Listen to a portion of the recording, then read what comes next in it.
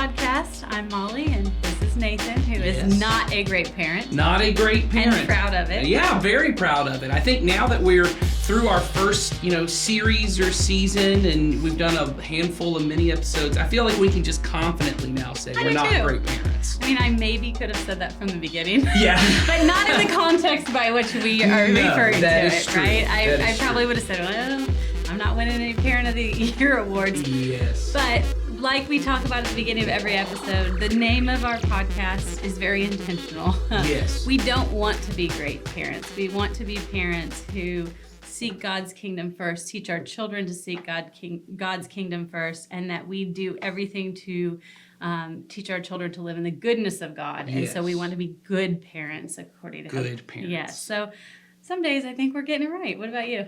Yeah, I think some days we are. And I think, for those who've already seen kind of the description on this episode and seen it, one of the things that was really important to us early on was to say, hey, we really want to classify for people with the name Not Great Parents. In fact, my daughters still ask, why do you do a podcast called Not Great? It's so hard for them to understand. Or the other child who says the Terrible Parents Podcast. The Terrible Worst Parents Podcast, Well, what we wanted to say was, one, it's okay to not be great. Right? Because we want you to be good. Like, stop pursuing greatness, because that pursuit of greatness, of success and happiness and all these wonderful experiences, like that pursuit turns us away from God. Yeah, most often great is not as great as you think it is, and you miss out on the goodness that God had too. Mm-hmm. There is no way to have it all, and we've covered all this in those first kind of 6 main episodes, which you can go and kind of see on our YouTube page. What do we say? You cheat good to get great. Yes, yeah. And we want to cheat great to get good, and that's that God's goodness. Exactly. But we also said, the benefit of this Not Great Parents podcast is there are some days I'm not a great parent, and I'm not a good parent. Oh, yeah. I'm just a bad parent some days. And we wanted to kind of have this place for us to be able to kind of discuss, hey, there is this thing right now in our world, especially social media like YouTube, like podcasts, where mostly what we do is we are trying to highlight our successes. Right. We are trying to highlight the things the world calls great, right? And trying to minimize any bad things. And what we have known forever in the church, the kind of history, tradition of Christianity, is that Christians are people who admit, I'm bad. Right. Right? I fail. We go beyond mistakes. We sin. I outright choose things that are bad for me and bad for other people. And it is only through the goodness of God, right, the grace and the mercy of Jesus, that I can be free of those sins. And so it is often true that in my parenting, I'm bad. Very true. And often, and this is the part I think sometimes, and maybe we'll do an episode on this, sometimes I just have bad motivations. Absolutely. Sometimes my kids hurt my feelings. I don't want to hurt their feelings back. Absolutely. They say mean things to me, and I go, I want to say something mean back, right? I know exactly how to push their button, and I do it. Yes. Just like they do to me, and Yes. It irritates me, I know exactly. Yes. And I think, well, watch this. Yes. I teach my kids, be patient, be kind, be this, and I don't do those things. And what is true of Christianity that is not true in, I would just say, currently in our culture of greatness, where basically if you admit any failing, there's a potential of being canceled. There's a potential of people just shunning you and shaming you, and good parents never do things like this. And what we have in the history of and traditions of Christianity is this act of confession. Right. Whereby confessing this, I'm not proud of this, and this is not something that goes well for me. It is in that act of confessing my badness that I actually am open to the goodness of God. Right, because if you don't even say it, or you don't even bring it out of the darkness, so to speak, you can't even address it to begin with. Yeah. And when we don't say things, we keep them to ourselves, they actually tend to grow into something worse. Yes. So there's really 2 sides of this that I think are important. One is they tend to grow. So I can't address them, and they tend to grow. What often, though, ends up happening is when they grow, I then begin to identify too much with them, and I start to call these bad things good. Right? This is the central sin of the Bible, right? You go back to, even if you don't know much of the Bible, you know the story of Genesis, right? God makes the world and it's good. He doesn't really have any rules for them. He says, hey, look, you can eat any tree in the garden. There's just one tree. And he tells them, if you eat of this one tree, you will die. And they go running straight for that tree. Right. Well, Maybe not quite in that way, but yes. No, but in the language of the Bible, what it says is that the Satan, or the tempter, right, comes into the garden, and he starts asking the woman questions. And somehow through that conversation, it says she saw the tree, she looked at the tree, and she saw that it was pleasing to the eye. So this thing that God had called evil, right, and she would kill you, she redefined it as pleasing and good. And this is what will lead to life. The tempter ends up telling her, right, you know, God, you're not going to die if you eat this fruit. What's going to happen is you're going to become like God. And so they start to redefine what is good and evil. And this happens in our own life, right? This happens, as we've talked about, in lots of different things. You look at what is now defined in our culture sexually as good and pleasing, which is just do whatever you want. And then there is a way in which you look at what God says is good and pleasing sexuality, as we talked about in our last episode, as one man, one woman who are married, right? There is almost a way that that's considered, I don't know that anyone would call it evil, but you might call it, well, that's a little narrow-minded. It's a little closed-minded. And you start to redefine what's good as bad and what's bad as good.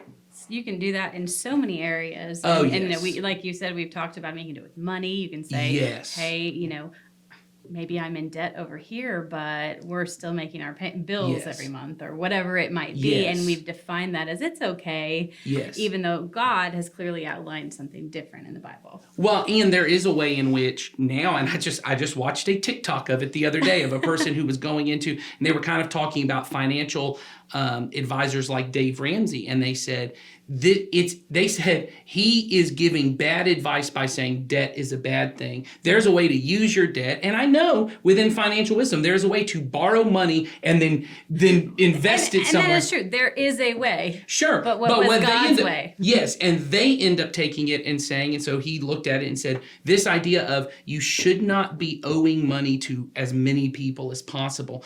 And they start to redefine what's good, what's bad. And this happens in our parenting probably more than almost, and I shouldn't say parenting. I think it happens relationally more than anything else. Because it happens in our marriage, happens in anything else. I treat a person a bad way. And I don't mean anything abusive. I mean, I am impatient with somebody. Right. I'm unkind. I found a way to push your buttons and I do this. And nothing really comes of it. We have an argument, it kind of moves on. I start to redefine in my head, well, if she's going to say that, then I'm going to say this. You know what? They need to learn they can't talk that way to people. They need to blah, blah, blah. And I start to redefine the way that I'm doing things. Well, really, this is necessary. And we start to use this term, necessary evil. There are some things you have to do that is necessary evil, as if evil was ever necessary. Right. And so what we wanted to do is to have a series of confessions of not great parents. Ooh, yes, we're excited about this. We know that there are things that we all think. I mean, I'm a mom. I think things all the time. Yes. And sometimes I think I'm going to go, I shouldn't be thinking that. That makes me feel bad about myself as a parent. Right. Or if I said that out loud, that would be, not the thing that anybody would want to hear. I would never make an Instagram post that said these things. And so when we were talking about, what we wanted to do for some episodes, we said, let's talk about confessions of not great parents. And the reason we say it that way is because just starting and confessing it is moving towards the direction of being a good parent. Right. And so that's why we're bringing it to the table, because we want us to bring those things out and talk about them.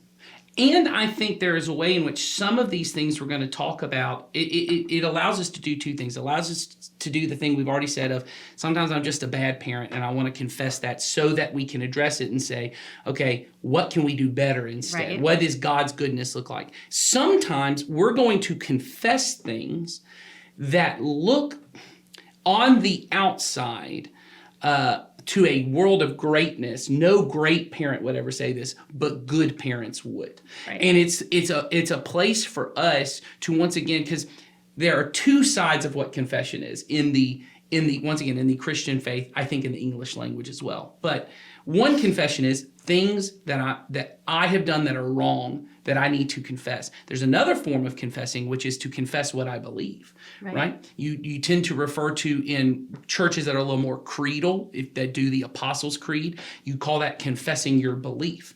It is professing, it is saying out loud, this is who I really am. And so sometimes in these confessions of a not great parent, we're going to confess things that actually are bad and wrong, that we do or that are within us, and we want to get rid of them through the act of confession.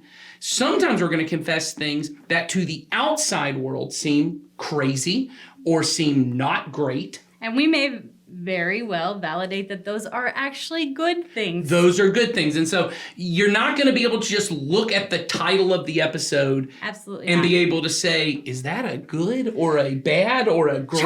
We're trying to keep you on your feet. We want you to just come in and listen to Yes. what we have to say about these confessions, because it might be good. It might be something we're busting up. It just depends. And we're going to have a series of these, and we're excited about it. I think they're going to be, Yeah. I think they're going to be very relatable. I As hope a so. parent, I think that, and maybe it's because half of them probably are my confessions. But I don't know. I think it'll be really interesting content for us to talk about. And I do think it will be relatable. And feel free to send us in any confessions that you have. We have a form in the bottom of the show notes, and we have it set for questions, but feel free to send in confessions as well, because we want to know what you guys have as well in your minds. Yeah, I think there is confession is good for the soul. Oh, yeah, get it off your chest, share it with us. Yeah, that's right. And it's anonymous, so Bring you it don't to have to us. say what it is.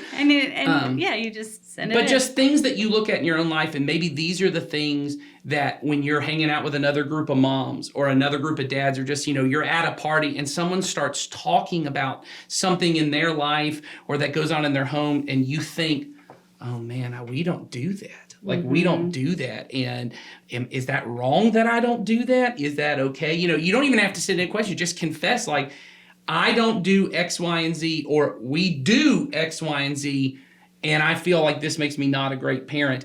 And it will allow us a chance not to judge you, but to be able to simply sit in the act of confession and to be able to say, okay, yeah, this is either pursuing God, you not pursuing this, is you pursuing God's goodness, or you pursuing this is actually taking you away from God's goodness. And we want to talk about, hey, how can we do that differently?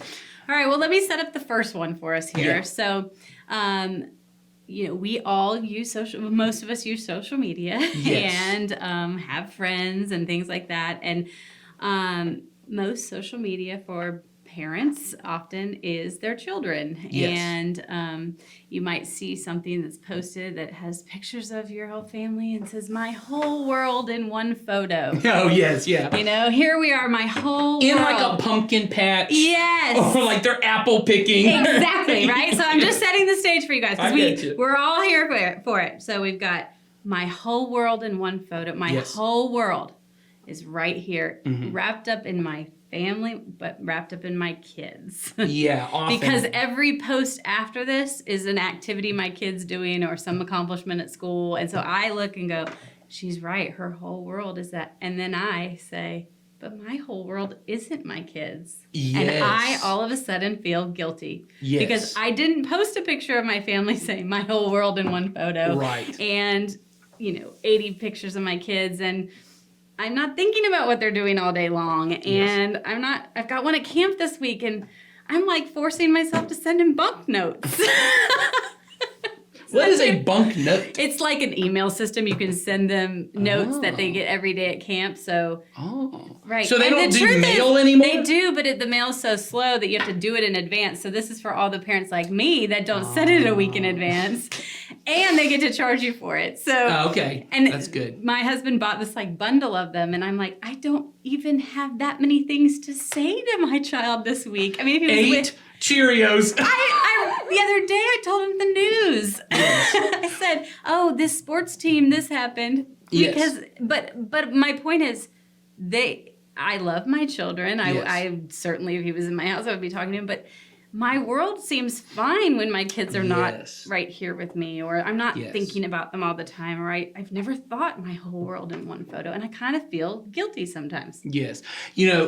So I think that's a really good kind of setup for what we're talking about here today, because I think the last part you talked about is a huge one. Is I think for many parents we see that, and I think there's two things that happen. One is everyone knows it's hyperbole, and you just kind of go, well, that's the kind of stuff you say to people. Or you're like me and every word gets taken very literally, and I'm like, that's your whole world? And you feel guilty because you go, the ideal is a great parent is the one who determines through the years of parenting, my whole world has to be about these kids and has to be about making sure they get every, as we've said, experience, every opportunity to succeed. Every relationship with friends, Yes. they have all the friends, all the experiences, all of the success, all of the things are all Yes. wrapped right up there. It's my responsibility as a parent to make sure that they have that. Or when I'm not with them, I'm thinking about them all the time, and I'm longing, when they're gone. Oh, I can't. It's just so hard to sleep because they're at camp, and I can't. And sometimes you're like, well, thank God that I get a week off, and you feel bad because you're like, well, I get a week off, and maybe that's a good thing because they're doing their own thing and I'm doing my own thing, and so you start to feel a lot of guilt, a lot of shame. You start to compare yourself to other parents. Go, maybe they love their kids more than I love my kids. Maybe they feel something about their kids that I don't feel. And I think throughout all of these confessions, a kind of just guiding rule for us to have is feelings matter. They are real. You feel whatever you feel. They are good indicators of something, but they do not define for you reality. And what I mean is, this is just a good example. I don't know that when I say, I miss my kid when they're not around, that what Molly feels when she misses her kid is the same thing I feel when I miss my kid. And that is not an indicator that Molly loves her kid more or less, depending on whatever the feeling is, right? Or how I would describe it. And so I can't compare feelings. Mm-hmm. I can't look at you. And this is helpful to you when you see someone who's going through something difficult and you're like, well, they don't seem that affected. They must not care about what's going on. Or, man, they seem really over the top in the way they're handling this. Not all feelings are not comparable, right? Yes. Situations are not comparable. So when you see someone post something, your first thought should not be, well, they seem to care more than I care. Maybe I'm bad that I don't care this much. Exactly. Yes. That's a natural initial reaction when Sure. you see that. So training yourself to not go straight to that is a great starting point. I think the second thing that's really helpful is to be able to say, when I look at this feeling of, are my kids my world? Are they everything? I think for us, we would classify this as really a not great and a good confession. This is a thing you should be confessing in a good way, and maybe confessing it to yourself regularly, because it is tempting to make your kids your world. It is. I mean, I want us to say this is a good one because this one definitely is mine. Yeah. But I think it's true when I really think about my kids are my world. If my kids are my world, my kids become my goal. My kids become everything. And then how am I steering my world towards Jesus? Jesus should be my goal, and living in the kingdom of God and our family, living in God's community and with Him here on earth should be our family's goal. So I need to remember that is truly my world. Yeah. And when I reclassify my children as that, it's actually not what God asks us to do. Yeah, if what you mean by my kids are my world they are one of my top priorities, absolutely. If what you 100%. mean is my kids are my world and all you're really saying is these are the people I'm around this much, so like in a very literal definition. Oh, that's super literal. This is my personal planet and these are the people that live on it. Yeah, this is my home. This is where I'm with the most. But often what people are doing is they're actually making a value statement by saying, I have valued these people. And so I'll give you an example of how hard it is to be married to me. My wife and I, even before we were married, we started dating in high school. We were 15. We started dating in the days of AOL Instant Messenger. I love it. And my wife, for whatever reason, copied I don't know, 50 of our conversations. Because, you know, And kept them. when you're a teenager, you have these hour-long conversations on the phone About and over nothing. Instant Messenger.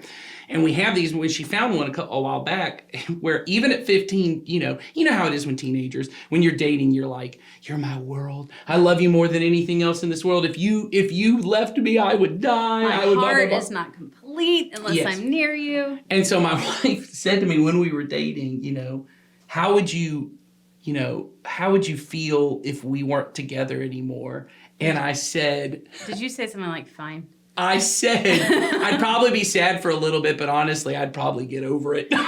You're really sweet. And I think she even asked me that when we got married, because we were having this conversation. If she's like, I just don't know what I'd do if you die. And I said, well, I don't know if I know what I'd do if you die, but I'm confident that You'd move on. At some point, and I don't mean move on to another spouse. You'd move through. You keep moving forward. in life. Yes, because my life, you are.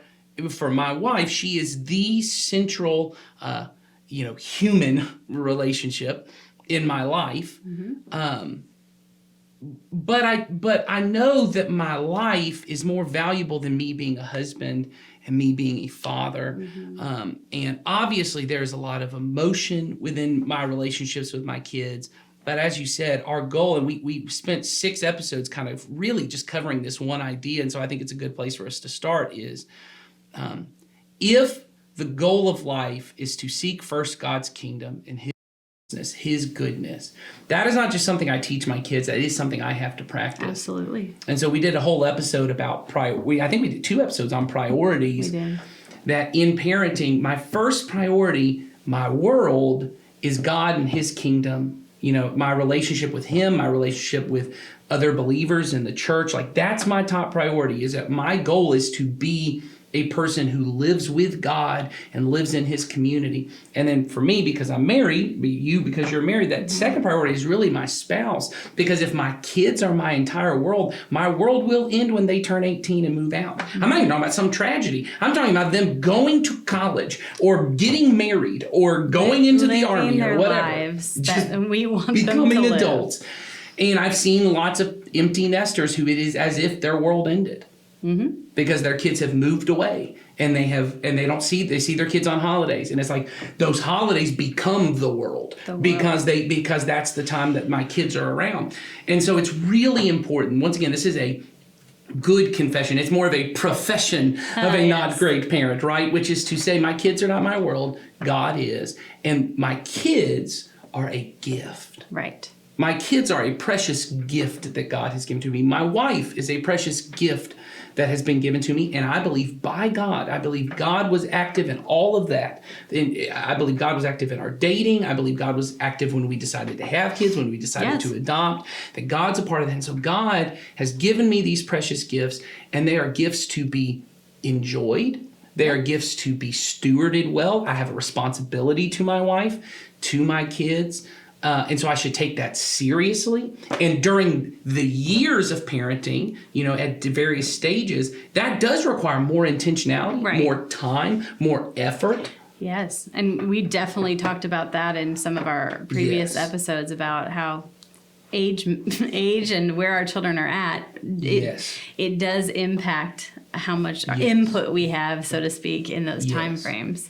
But I think, greatness is saying my kids are my world, and goodness is saying, this world, that God's world is my world that I'm living in. And the good thing as a parent is making sure that I'm consistently putting my children toward that goodness. And so the moral of the story is, do not put Instagram posts up that say, my kids are my world. Reframe it as a thank you note from God. Which is true. If you can, I think that's great. I'm laughing, but I'm saying, we feel like they're our world. We do feel, because we feel like we have this incredible responsibility, and it's up to us, and we feel this, intensity around it, the feelings that we talked about.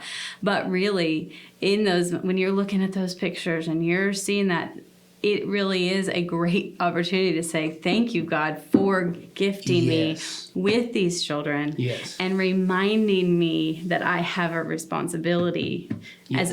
as part of your kingdom with these kids. Well, and it becomes a gift you give to your kids because Yes. I did youth ministry for, well over 10 years and on staff for 10 years, but even longer than that. And dealing with high school students who feel this amount of obligation, and I mean like weighty, almost shame that they're growing up and doing adult things. What I mean is growing up and going to college or moving out of their parents' house or getting married or starting their own family, and they feel these ties of, well, my mom is not ready for me to move on, and my parents aren't happy about this, because the mom and dad have made that 17-year-old their world, and they don't want to lose that special relationship with their kid.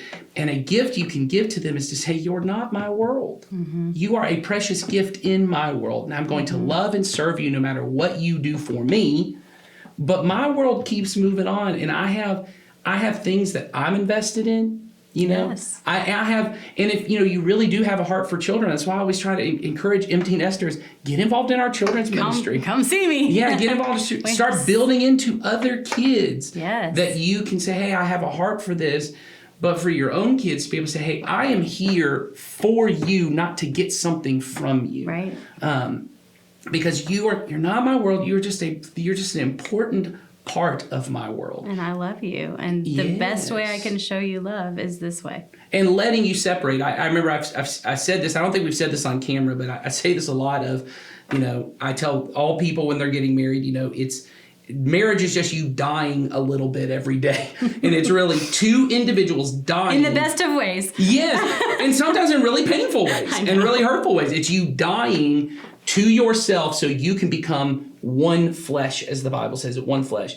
Well, parenting is almost the opposite of that, where you have someone who was actually one flesh with you at one point, right? Yeah. They came from your flesh, and you carried them and all those different things, and it's a journey of slowly over time not being one flesh anymore. It's you allowing them, because the way the Bible talks about it in that same verse about becoming one flesh is, for this reason, a man and a woman will leave their parents, will leave his father and mother, and he will be joined to his wife to become one flesh. He used to be one flesh with his father and mother, and now he is becoming one flesh with someone else. And so this idea of, when my son or my daughter gets married, it's good intentions. I'm not saying that. I just want to confront it.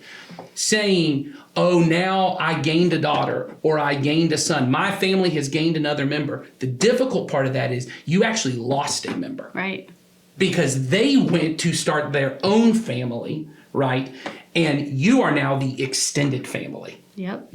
Just like your parents at one point when you were growing up, you explained, well, an extended family is the people who don't live with you, your grandma, your grandpa, your aunts, and your uncles.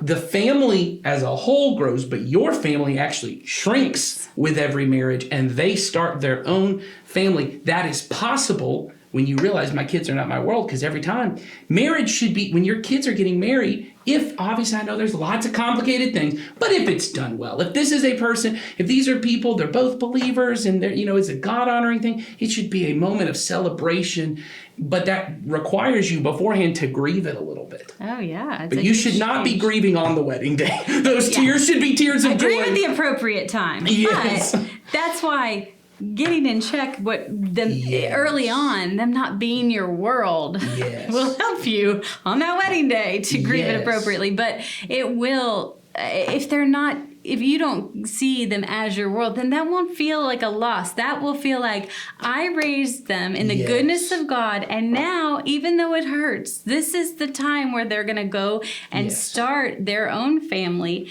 and I'm still important to them, and I've loved them, and I've gifted them with the ability to go and do that and set up a successful home of their own, and I'm still here. I'm not thrown to the wayside as the parent. But that God knew that was going to be hard, and so He outlined that for us. And so our goal is for our kids not to be our world, for us to seek first God's goodness, His kingdom above all other things, and then when He He is my, as the song we sing Abide says, when he becomes my greatest treasure, when he becomes my prize, these other people in my life can be seen as gifts to be treasured, to be enjoyed, and to make sure I'm doing my responsibility to them well. I want to parent them well. I want to set them up well. I want them to feel loved and cherished, but I also want to be able to let them go when that time comes. And so that's our confession for today. Yes, keep sending us in confessions. We'll even take the juicy ones. Yeah. If you got a good one, send them in. We'd love to hear it. Yes, we'll take. We'd love to hear what's in your minds, and as a not just for fun, but really as a way to talk about them and work through them. And there is a link in the show notes, so go ahead and put it in there. And we will see you, Not Great Parents, next time. Take care.